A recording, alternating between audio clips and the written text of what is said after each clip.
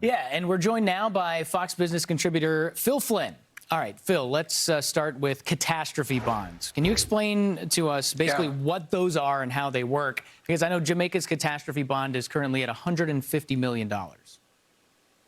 Yeah, they're really a newer concept. And what it is, it's trying to get market-based solutions to the increasing risk of climate change and climate risk, right? It's to help augment insurance and by writing policies where maybe they wouldn't write them in some areas or not to that extent. But it's also risk takers around the world that buy these bonds with the hope of getting a big return.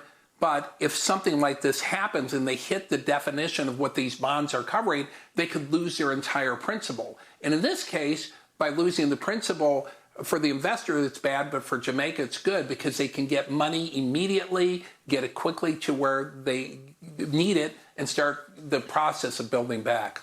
And Phil, we're showing some of that video, and you think about how devastating this storm is in so many different capacities. And I want to show you this article from WDSU News. They're out in New Orleans.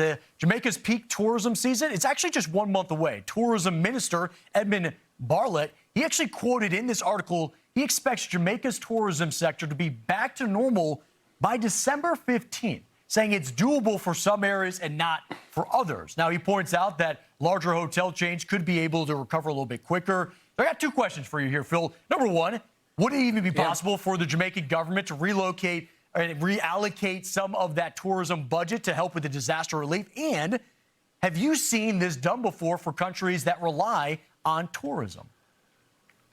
Yeah, believe it or not, we have seen it before. You know, I mean, I love those commercials for Jamaica, right? You know, especially when it's cold in Chicago or Wisconsin, and you're like, oh, I want to go to Jamaica. But that budget, they can redirect it to rebuilding the infrastructure and make this big push, you know, to rebuild these resorts and places they can get to. Because it's critical to get these people back. Now, I know that person is very optimistic, but there are some signs of hope because we have seen this in the past where we've moved money around and got things going.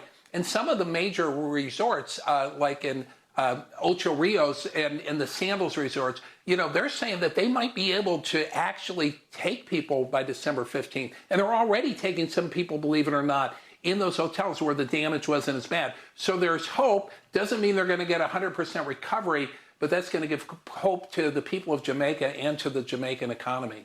Yeah, so Phil, you know, when you look at this damage, I mean, it's absolutely unbelievable. It's so thorough. It's so complete in some of these areas.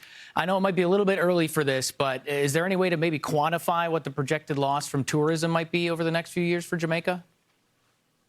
It's going to be big. You know, I think, and we've seen this the past at some of these other storms with Beryl, sometimes people will come back faster than you would expect, right? There will be some people that won't. But I think at least we're going to see a major hit in the short term. And it may take years before they get to, you know, pre-hurricane strength. But there are going to be people that I think that will go back in December 15th and try to be the first ones back, you know, and support the Jamaican community. And they're going to get discounts. They're going to get perks from the hotel. And you know, and if you're in that mindset, I think it's a great thing to do because the people definitely need help. And anybody who goes there and spends some money is going to help them out a lot. Phil, you just mentioned Beryl, that recent storm, and that was one that actually decimated the same people that are devastated by this one. When we think about the farmers and those in the fishing industry who actually feed their families in the nearby communities, they just recovered from Beryl. Now they're dealing with Melissa, and these farmers, they produce food for exporting as well. Jamaican coffee growers generate about $25 million US annually. So in that component, because we've focused a lot on the tourism, but how will Melissa's damage impact both these farmers and the economy if they're no longer able to produce when you look at the damage and how extensive it was in general? I mean, Hurricane Beryl, we keep mentioning it, cost them over $4.5 billion in losses, and yet it was nowhere near as devastating as what we're seeing with Melissa.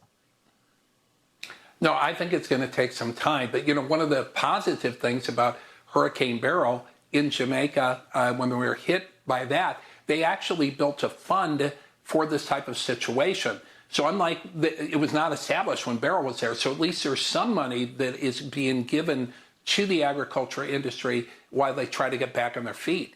But make no mistake about it, there's smaller farms that may never come back from this. And you're going to see the loss of mangoes and that beautiful Blue Mountain coffee, which I actually could drink a gallon of in the morning to get going.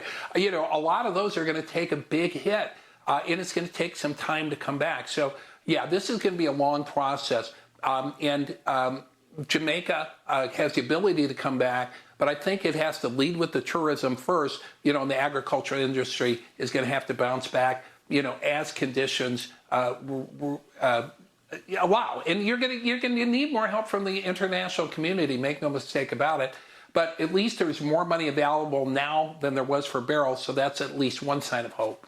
And Phil, it's got me thinking when you're talking about Ocho Rios and some of those resorts on the northern side of the island that may have gotten some damage, but they can clean it up. I was reading an article, and this was interesting, not only Ocho Rios, but Kingston, the capital, that humanitarian aid, they're coming in, they're actually staying at those hotels, so that creates that buffer and a little bit of an influence of economic value, even in the midst of the hardest time.